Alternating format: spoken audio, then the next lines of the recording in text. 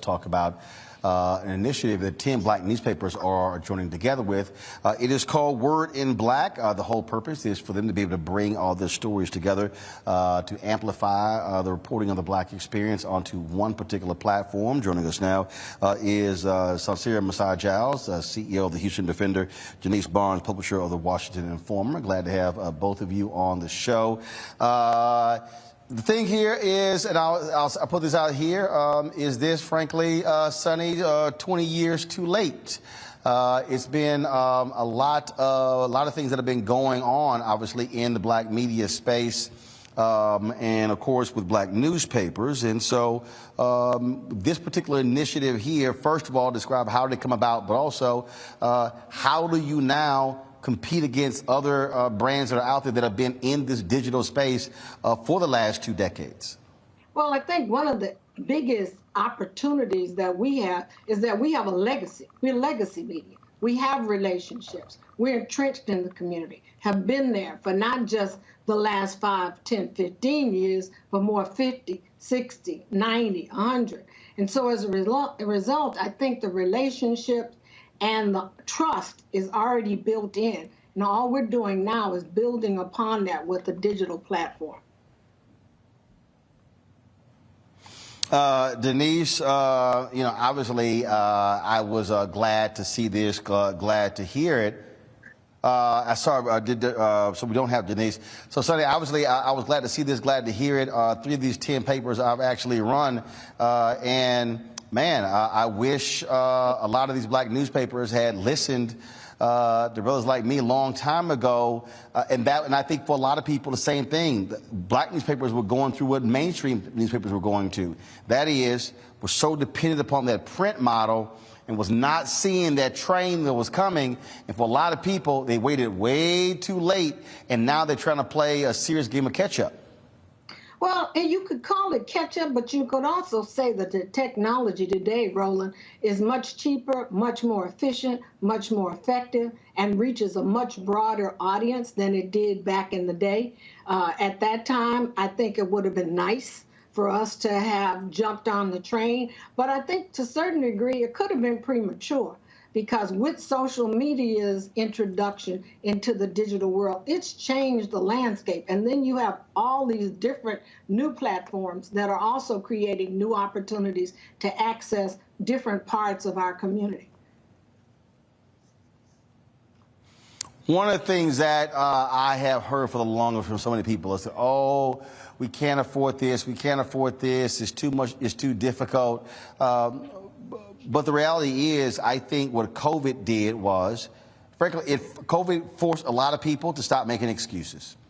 I was having a conversation today with the president of Fisk University. We were talking about how there were a lot of HBCUs that were against online education. Well, guess what? COVID hit. They had no choice but to deal with the online because that's the only way they could actually continue teaching. Black churches, same thing. A lot of black churches, oh, they didn't want to hear about having church online. Well, guess what? They now had to deal with it. And so have you also seen this take place where other black papers now have to understand you got no choice. You're not black newspapers. You are black media companies. You gotta be digital.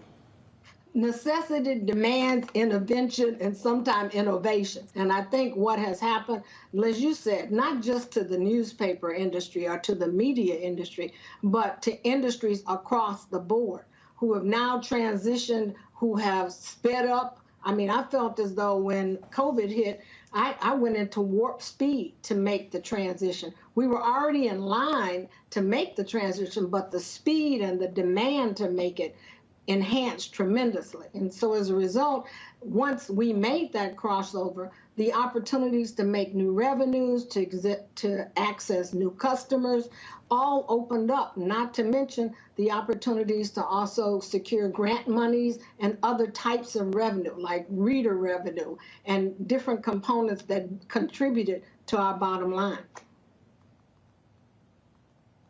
And so this particular initiative here, talk about the local news organization, the nonprofit that actually that helped provide some of the resources to make this happen. And with this particular site, will it be just printed stories, or are you also talking about video, audio, things along those lines? I think the plan as far as the expectations is to build upon the content that we have, not locking into print, but more content, and how we package that content, as you said, will vary, whether it's in podcast or video or actual articles, photo galleries. I think you're going to see a mixture of different mediums that we use to actually communicate the message.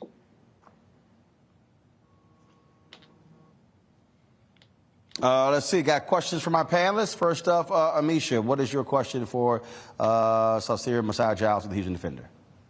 Absolutely. First of all, thanks for being here. We obviously know the importance of Black media and the segmentation that has happened across the board.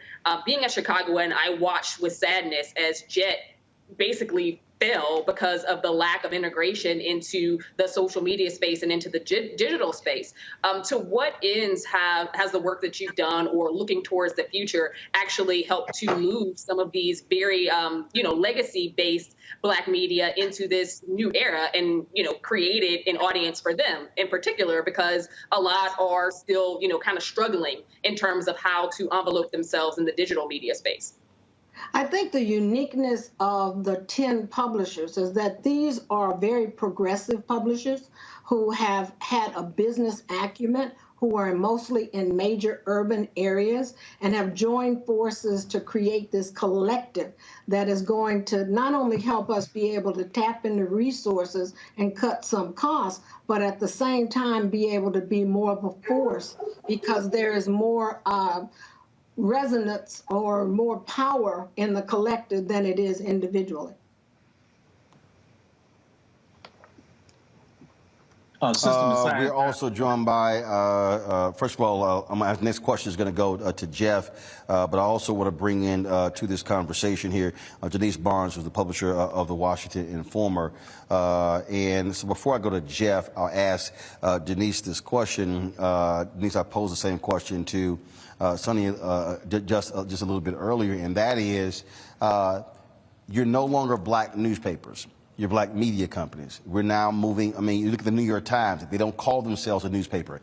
The Washington Post, the exact same thing. And so we're living in this digital space. That is what is driving so much of this. And are other Black newspapers now truly understanding and getting the message now that if you do not have a strong, vibrant digital property, you're not going to be able to survive in the 21st century?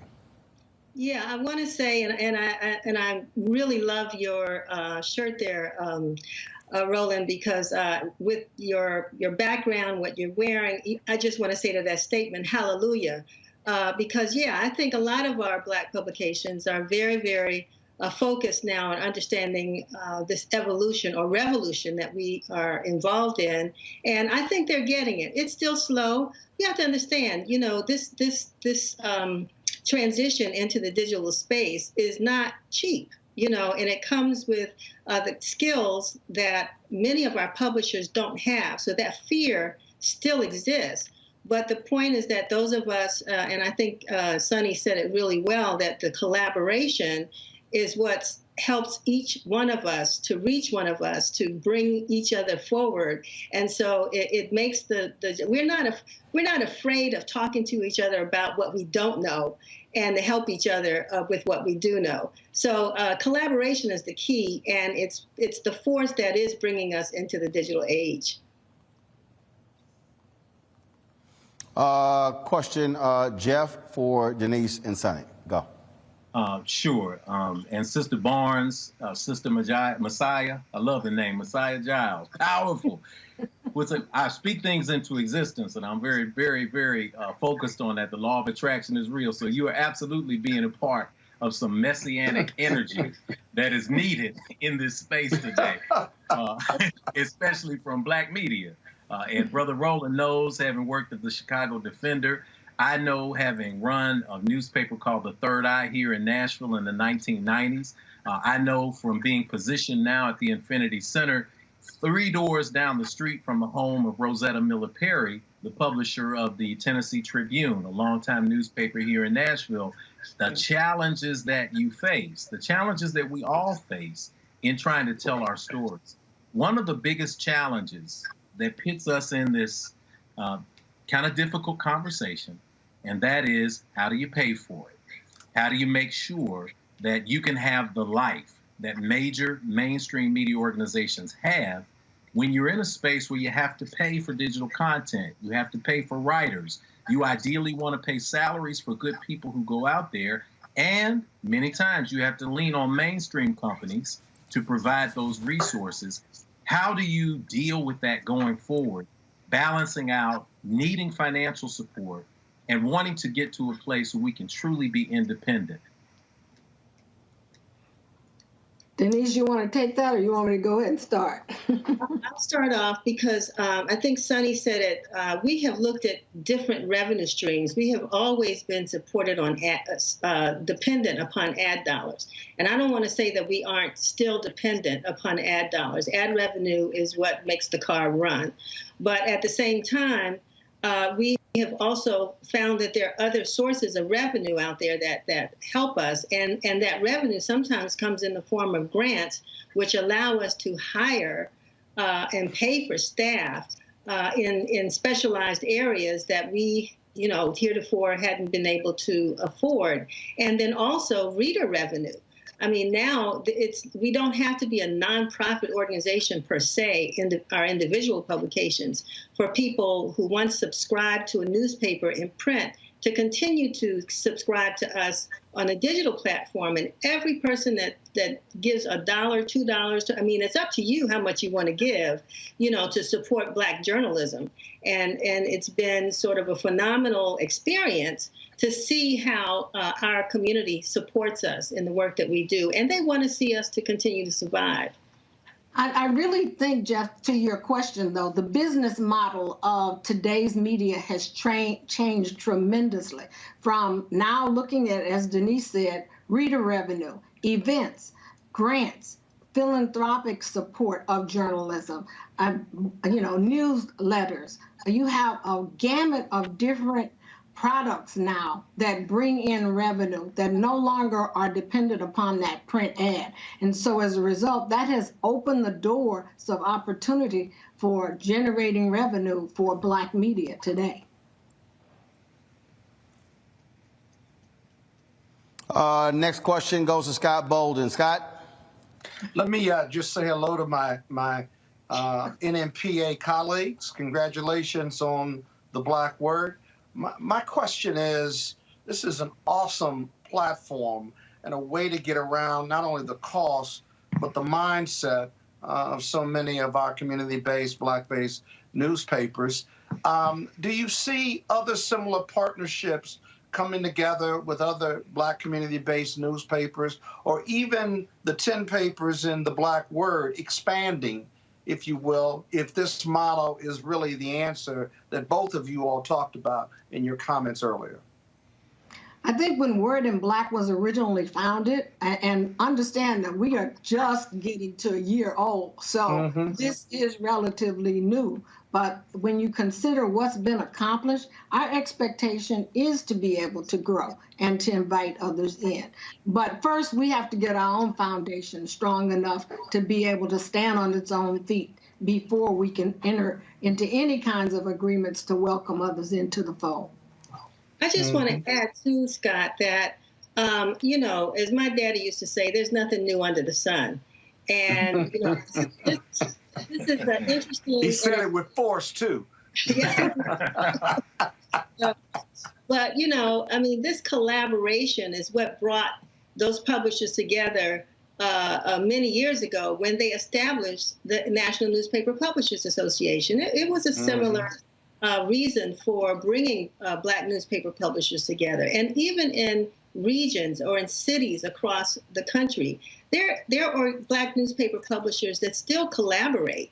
They always have done that. And so this is not a new what makes this new are the platforms that we're now. I mean, as Roland asked, we understand that and have adopted the fact that we are looking at digital first, and so that's what makes this new.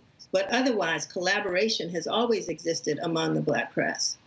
I think the other thing that makes the business model different is that the association, or NNPA, is a trade association versus this being a business operation. So.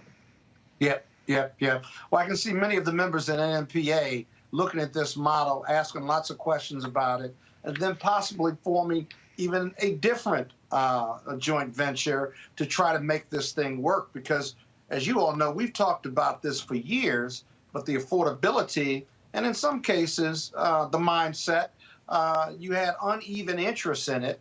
And so this is really powerful for me as someone who's been supporting and active in the NNPA for several years. I think it's a landmark piece, and I think it will spur other joint ventures or collaboration efforts, given the multiplicity of social media platforms that are out there right now, as you said, Sonny. So congratulations.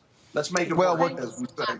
What you also obviously are dealing with, you're dealing with the reality you got to compete with content, and that is you don't have any daily Black newspapers. You're dealing weeklies. And so when you talk about aggregating content together, you can certainly drive more content when you have 10 papers who are combining their resources. And so that's certainly what is important. And again, we're also seeing the shift, if you will, the dollars that are moving from your traditional television linear, radio linear, traditional display in print, moving to the digital side as well. But where, and this is the key, and I'll ask both of you this, last question for you, is having a site is one thing. For us, having an app is one thing, but also it's building the scale, because now when you start talking about to those advertisers, they're going to want to see metrics. Same thing, of course, which is a lot different when you talk about readership and circulation. And so what is the marketing plan, if you will, to be able to expand that footprint, to build capacity, to build the scale, to build those numbers and the metrics to satisfy those advertisers? I think the analytics are going to play a major role because that's what clients want today. And with digital, it's much easier to track the analytics than it was before with newsprint. I think that the direction and the marketing of Word in Black right now is to use initially the newsletter product to push the information out to those. And by the way, we welcome people to go to wordinblack.com and please sign up for that newsletter to actually experience the Word in Black. And also, if possible, support the Word in Black with a donation, because part of that marketing you talked about, Roland, involves pushing the information out and delivering the information to people in their email boxes, or to be able to get their support to donate this cause that we put together as a collaborative. And I would just add, I think I'm glad Sonny got a chance to do the pitch for us, because that's really important. I mean, it supports us. And when you get there, you'll get a chance to see all the individual newspapers. But, Roland, you have really set the example in a lot of ways of what are the things that we as publishers should have been doing and are beginning to do now. Social media is also key. All of us have our social media platforms. We're pushing out Word in Black. We're pushing out our own content as well on our platforms, and also pushing out each other's content on social media. It's interesting to me, and we're fighting the challenge right now of getting that, that blue check mark on some of our platforms like Instagram. It's my understanding that there are no Black media, maybe your program or your platforms are, Roland, but there are no Black newspapers that have achieved the level of being able to get that blue check mark. And we're trying to figure out, what is it that's keeping us on the outside as opposed to getting in. So, we have our challenges and we're learning it along the way. But, this collaboration is making us bigger and stronger. And we're understanding and having to bring people into our operations who know how to capture those analytics and put them in a form that our sponsors and advertisers can can accept. That's the issue. Can accept as valuable proof of our own value. So it's a challenge, but thanks to Word in Black, I think we're breaking down some of those walls. All right, then. Denise Barnes, and Messiah Giles, we certainly appreciate it. Thanks a bunch. The site is called wordinblack.com. Thanks a bunch, folks. Hey, Roland, good luck on your show. I'm looking forward to the TV station. Power to you, brother. Once again, you're stepping out courageously, taking on a new venture and showing people that there is opportunity as you go to the next level. Congratulations on that. Yeah. I appreciate it. Thank you so very much. Thanks a lot. Folks, back to our Roland Martin Unfiltered video in just one moment.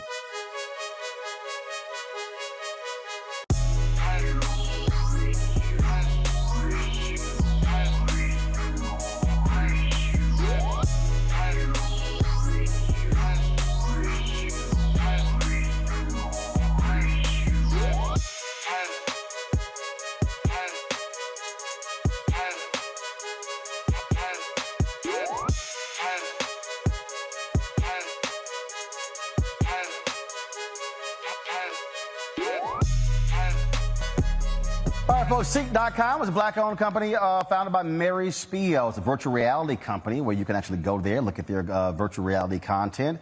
A couple of devices they actually have for sale that you might be interested in. First off, their VR headset allows for you to slide your phone right in and experience that virtual reality content on their site or watch a 360-degree video. Also, there are 360-degree headphones, tremendous bass, you can use it for gaming, Bluetooth, phone calls, you name it.